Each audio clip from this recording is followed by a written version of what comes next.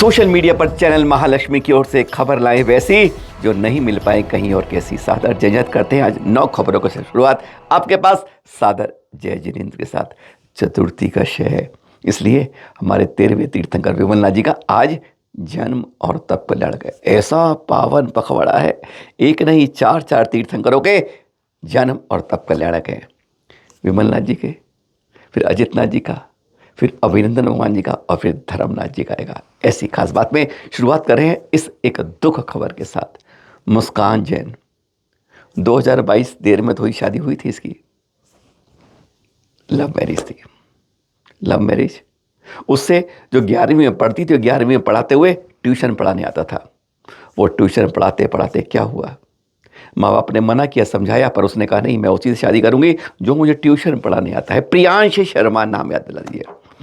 नीतू और निर्मल बाद में करेंगे सास ससुर की बात पर। हाँ, बात ये कर रहे हैं 16 जनवरी इस साल की घटना है।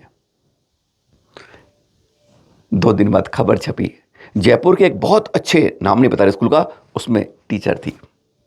जिंदगी अच्छी चल रही थी, आप कह सकते हैं, कोई खबर यही बता रही थी। इस खबर में कई जगह खबर में छपा कि एक जैन महिला सीढ़ियों से गिरकर डेथ हो गई। एक हादसा था। 1 2 3 दिन बाद पुलिस ने इसे हादसा मान के फाइल बंद भी कर दी थी। पिताजी को यह दर्द स्वीकार नहीं हो रहा था। जिस बेटी को मैंने जन्म से बड़ा है, कहते ना माँ बाप उनके हर संस्कार को जानते हैं। बेटी कहाँ गलती है, जिद कर रही थी, कर दी, कोई बात नहीं, तो खुश रहे तेरी खुशी में। आज यही होता है जैन समाज के साथ कि हर पिता माता सोचते हैं जब मेरा बेटा बेटी खुश रहे वहीं उसकी शादी कर देते हैं। बस कहीं ना कहीं अनुभव और जवानी के रोमांस में कहीं ना कहीं थोड़ी सी गलती मुसीबत बन जाती है। पिता को चैन नहीं हो रहा था कि मेरी बेटी सुसाइड कर सकती है। नहीं, सीढ़ियों से गिर गई है, पर सीढ़ियों से गिर कैसे गई है यह समझ नहीं आ रहा था। आत्महत्या की बात तो खत्म हो चुकी थी, हादसा हो गया था, सीढ़ियों से फिसली थी, सास ने जवान बयान दिया, ससुर ने दिया और पति ने दिया, बात खत्म हो गई। और इधर माता पिता को, उसके यानी इधर वालों को, मायका को ऐसा शक नहीं था। लेकिन उसका फ़ोन था, फ़ोन ऑन नहीं हो रहा था पिता से। 1 दिन कोशिश, 2 कोशिश, जो मोबाइल के अपने विशेषज्ञ होते ना, उनके पास लेके गए 2 दिन बाद। और 2 दिन बाद जब लेके गए तो उसमें उन्हें 4 वीडियो मिले। एक सुनाते हैं, पहले सुनिए। Hello everyone, my name is Muskan Jain and I'm from Jaipur basically. I'm living in Kedia Panchvati. I got married 2 years before with the love of my life. I'm Jain and he's Sharma. It was an intercaste marriage that we did. And to be very honest, from last 2 years, my in-laws are torturing me like hell. My husband, जिसको मैंने assume भी नहीं किया था वो ऐसा निकलेगा। I'm done with the day. I'm done with my life. अगर मैं आज कुछ भी करती हूँ, I'm not responsible for any of the thing. मेरे साथ इस घर में जो जो हुआ है, मैं 10 दिन से अपने मायके में थी। मेरे पति ने मुझे इतना टॉर्चर किया है फोन पे, इतना टॉर्चर किया कि मुझे जबरदस्ती वो घर छोड़ के यहाँ आना पड़ा। ये जो आप देख रहे हो ये सब मेरे हस्बैंड की वजह से। बस आपको यही कहना चाहूंगी, if in case you find any of the single proof, please check my phone. There are so many videos that I've taken for myself. सुना आपने, ध्यान से सुना। वह रोते रोते क्या कह रही है कि अगर मैं कल तुम्हें नहीं मिलती हूँ, मैं मर जाती हूँ, तो कृपया करके मेरे फ़ोन में कुछ वीडियो देख लीजिएगा। मैंने सब रखे हुए हैं प्रमाण के लिए। मैं इतने दर्द में पीड़ित हूँ कि मेरे सास ससुर और पति ऐसा कर लेगा, मुझे इसका सोच भी नहीं सकती थी, विश्वास ही नहीं था। मैं तो पूरी तरह टूट गई इस प्रताड़ना में। बार बार माँ गल इतना फ़ोन तक वह प्रताड़ित करता है मेरा पति। और दहेज दहेज दहेज, ये जो दानव है ना दहेज का, अरे तुम लक्ष्मी पूरी ले आते हो और एक बिटिया के साथ उसको इस सोने चांदी तोले नोटों के कागजों से तोलते हो। बस इससे बड़ा गुनाह नहीं हो सकता वर्तमान ज़माने में। इतनी प्रताड़ना उसे उम्मीद नहीं थी। जो उसे टीचर के रूप में ट्यूशन पढ़ाने आता था, क्या 11वीं के अंदर क्या वह ऐसी दगा दे जाएगा?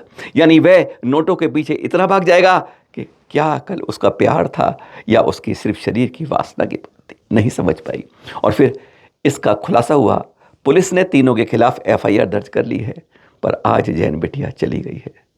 यह एक सबक दे रही है कि हमें विवाह के प्रति, विशेषकर लड़के और लड़कियों को, चौकस रहना चाहिए। माता पिता को संस्कारवान बनाए अपने पुत्रों पुत्रियों को।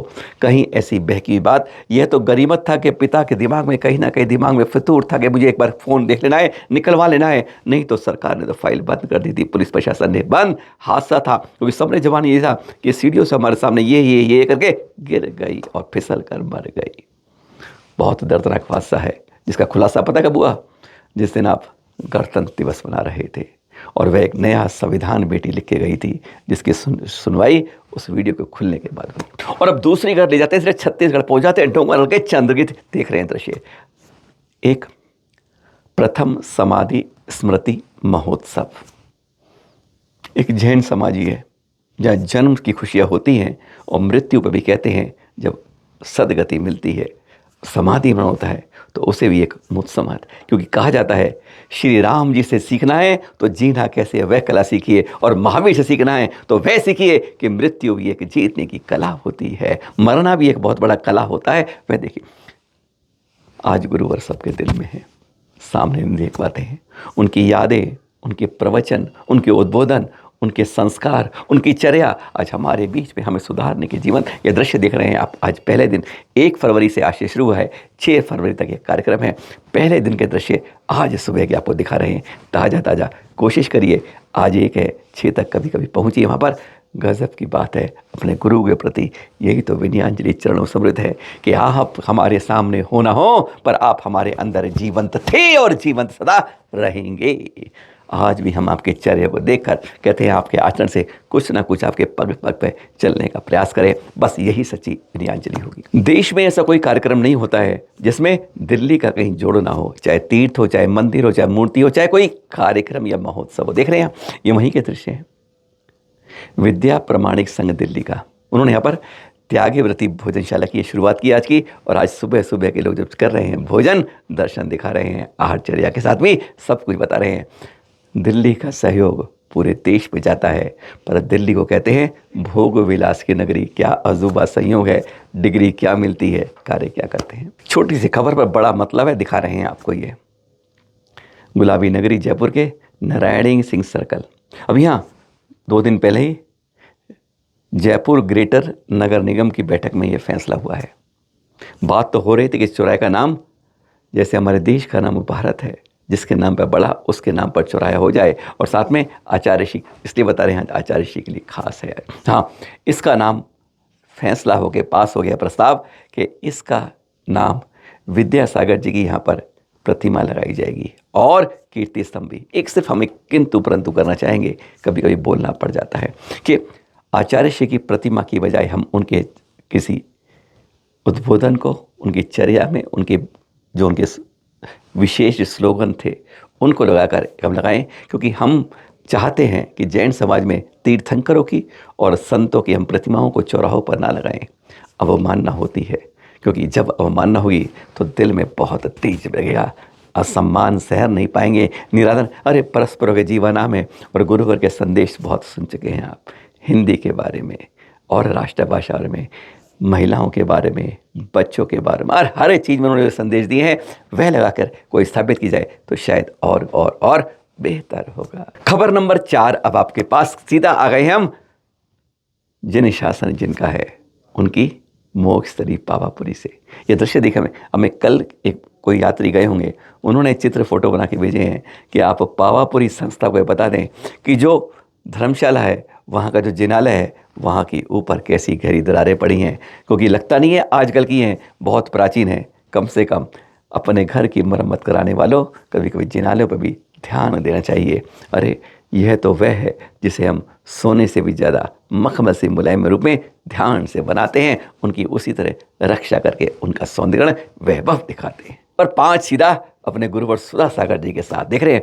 मध्य प्रदेश पुलिस इस समय बिहार में साथ चल रही है और कैसा संयोग है, एक कैमरे में चित्र आ गए जब वह उनकी वंदना कर रही है, कहते हैं उनको प्रथम सैल्यूट कर रही है। देखिए परिक्रमा कर रहे हैं, गदगद हो जाते हैं, जैन अजैन का भेद बुला देते हैं। कहते हैं भक्त बस्ती से ही भगवान तक पहुंचा जाता है। और यहाँ देख रहे हैं मध्य प्रदेश पुलिस वाले कितने गदगद हो जाते हैं, कहते हैं जैनों के साथ हमें भी ये सौभाग्य मिल गया। खबर नंबर 6 के साथ आ रहे हैं हम सीधा दिल्ली में वेस्टर्न कोर्ट के पास की बात कर रहे हैं। यहाँ पर आके बता दें हमारा सहयोग क्या है, हमारा सौभाग्य हो जाता है जब भारतवर्षीय दिगंबर तीर्थ क्षेत्र कमेटी के राष्ट्रीय अध्यक्ष हैं, साथ में उत्तराखंड जवाहरलाल जी। कुछ प्रयास कर रहे हैं हम कि हर तीर्थ पे जाएं, हर जगह आवाज़ उठाएं तीर्थों के बारे में। चल अचल तीर्थों की सुरक्षा देख रहे हैं, ये पहुंच गए थे, कल की बात कर रहे हैं, वेस्टर्न कोर्ट के चित्र दिखा रहे हैं आपको। यहाँ पर आज़ाद हिंद पार्टी के सांसद है ना चंद्रशेखर जी, जिन्होंने कई बार जैनों के लिए आवाज़ उठाई है। अभी 2 दिन पहले बड़ौत के बारे में उन्होंने कहा था कि सरकार मुआवजा देती है तो यहाँ के लिए मुआवजा क्यों नहीं देती है, अरे भेदभाव खत्म करे, आपको सहयोग देना चाहिए। मुख्यमंत्री राहत कोष जो बना है वह इसी तरह के लिए बना है। कम से कम संपन्नता कैसे भेदभाव को मत डालिएगा, कम से कम उसमें कई ऐसे हैं जिनकी आजीविका कैसी है, घायलों में भी और मृतक परिवारों में भी। तो उन्होंने इसके बाद हाँ उनके पास पहुंचे थे भारतीय क्षेत्र के साथ राजेश जी भी, सुदीप जी भी, बहुत सारे लोग जैन समाज के प्रति पहुंचे, देख रहे हैं आप सारे उनके पास, इसके लिए गिरनार की आवाज़ के साथ कि गिरनार के बारे में क्यों सरकार, जो कानून ने दिया है, जो अदालत ने दिया है, 2005 का निर्णय 2025 हो गया है, 20 साल हो गए हैं, इम्प्लीमेंट क्यों नहीं हो रहा है। कहते इतनी आंखें बंद तो कहते हैं कहीं नहीं दिखती है, जो यहाँ पर गिरनार में समाज में जैन समाज के साथ दिखती है।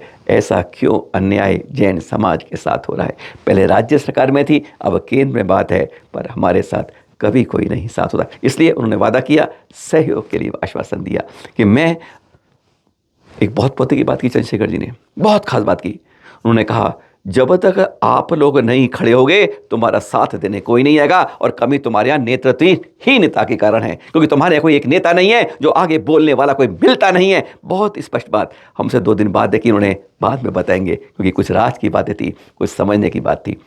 और इसके बाद सौभाग्य मिल गया कि हमें सब लोग पहुँच गए। अखिलेश यादव जी ना, उनके भाई आजमगढ़ से जीते हैं चुनाव, धर्मेंद्र यादव जी, उनसे फिर इसी बात चर्चा की। उन्होंने कहा हमारे भाई सब तो उठाते रहते हैं, हम सिर्फ ये कहते हैं आज सरकार और सत्ता केवल कुछ लोगों के लिए, पैसे वालों के साथ, और ज़्यादा खोपड़ी बात हो गई है, बाकी के धीरे धीरे। एक बात और कही, हाँ चंद्रशेखर जी ने हमसे कहा गनीमत रखो, आपके 2650 साल बता दिए हैं, ध्यान रखो ये 2650 से धीरे धीरे खत्म होते जाएंगे। उन्होंने एक चुटकी ले ली, कह दिया अभी तो बताया को साल 365 का है, ये 2650 कह देंगे साल 200 का है, साल कम हो जाएंगे। इसी तरह धर्मेंद्र यादव जी बोले, उन्होंने भी कहा सरकार से अगर आपको अपनी बात कहनी है तो कहने की हिम्मत रखिए, तभी कोई तुम्हारा साथ पकड़ के साथ बोल पाएगा, नहीं तो ध्यान रखिएगा अगर अपने घर में ही चुपचाप बैठे रहोगे तो ध्यान रखा पड़ोसी भी साथ नहीं दे पाएगा। और खबर नंबर 8 आपके पास लाए सीधा बेलनगंज से।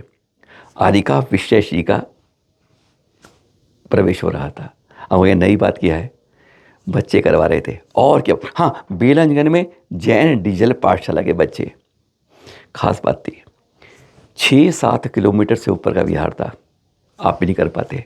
और बच्चों के अंदर इतना उत्साह था, उन्होंने नंगे पैर बगैर कुछ लिए विहार कराया। 7-8 किलोमीटर है, ये अच्छी बात। हम लोग जाते सदर जूते खब कुछ पहन के चलते हैं, जब वह नंगे पैर चलते हैं एक बार वैसे ही चलिए तो कहते हैं पुण्य का संचयन कई कई कई कई गुना होगा। जो यहाँ के बच्चों ने उत्साह, छोटे छोटे बच्चे थे, उन्होंने करके दिखा दिया। अगर हम कर सकते हैं तो आप 30-40-50 के क्यों नहीं कर सकते। और खबर नंबर 9 के साथ समापन करते हैं इस एपिसोड का। दिखा रहे हैं आपको, इंदौर से लाए हैं, कहते हैं मध्य प्रदेश की औद्योगिक राजधानी है, 2.5 दीप जिनालय, गजब के दर्शन है। आपको ज़रा सा दिखा रहे हैं, क्योंकि कहते हैं अगर पूरी पिक्चर अब दिखा दी तो फिर आप देखने को जाओगे। टेलर यहाँ दिखा रहे हैं पिक्चर, तब अपने इन कैमरों से देखिएगा, सीधा इंदौर पहुँच के इसे 2.5 दीप लगी। गजब का मंदिर है, एक बार जाइएगा। हम मंदिरों को जिनालय कहें तो ज़्यादा अच्छा रहेगा, अपना अंतर अपने आप पता चलेगा। सादर जय जिनेंद्र।